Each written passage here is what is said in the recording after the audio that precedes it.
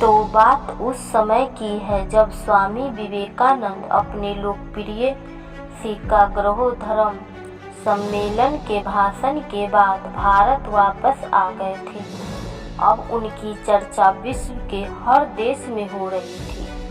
सब लोग जानने लगे थे स्वामी जी भारत वापस आकर अपने स्वभाव अनुरूप भ्रमण कर रहे थे। इस समय वह हिमालय और इसके आसपास के क्षेत्रों में थे। एक दिन वो घूमते घूमते एक नदी के किनारे आ गए। वहाँ उन्होंने देखा कि एक नाव है, पर वह किनारा छोड़ चुकी है। तब वो नाव के वापस आने के इंतजार में वह किनारे पर बैठ गए। एक साधु वहाँ से गुजर रहा था। साधु ने स्वामी जी को वहाँ अकेला बैठा देखा तो वह स्वामी जी के पास गया और उनसे पूछा, तुम यहाँ क्यों बैठे हुए हो? स्वामी जी ने जवाब दिया, मैं यहाँ नाव का इंतजार कर रहा हूँ। साधु ने फिर पूछा, तुम्हारा नाम क्या है? स्वामी जी ने कहा, मैं विवेकानंद हूँ। साधु ने स्वामी जी का मजाक उड़ाते हुए उनसे कहा, अच्छा तो तुम वो विख्यात विवेकानंद हो जिसको लगता है कि विदेश में जाकर भाषण दे देने से तुम बहुत बड़े महात्मा साधु बन सकते हो। स्वामी जी ने साधु को कोई जवाब नहीं दिया। फिर साधु ने बहुत ही घमंड के साथ नदी के पानी के ऊपर चलकर अपनी शक्ति का प्रदर्शन किया। कुछ दूर तक चलने के बाद साधु ने स्वामी जी से कहा, क्या तुम मेरी तरह पानी पर पैदल चलकर इस नदी को पार कर सकते हो?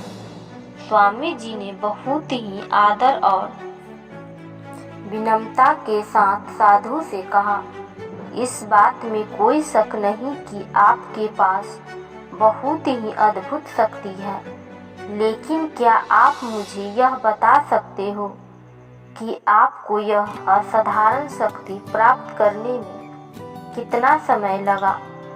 बहुत ही अभिमान के साथ साधु ने जवाब दिया, यह बहुत ही कठिन कार्य है।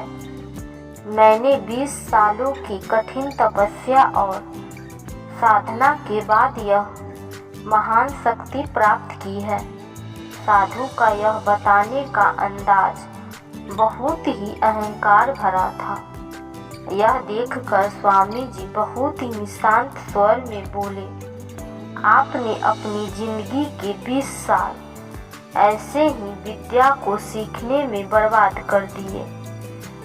जो काम एक नाव 5 मिनट में कर सकती है, आप यह 20 साल निर्धन बेसहारा गरीबों की सेवा में लगा सकते थे, या अपने ज्ञान और शक्ति का प्रयोग देश और देशवासियों की प्रगति में लगा सकते थे।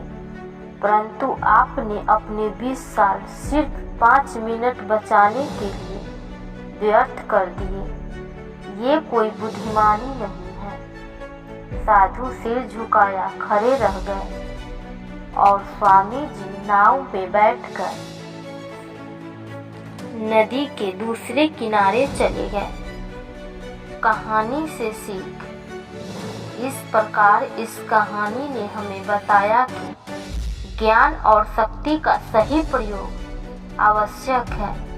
किसी शक्ति को प्राप्त करके यदि हम उस पर घमंड करते हैं तो यह मूर्खता ही वास्तविकता में बुद्धिमान है।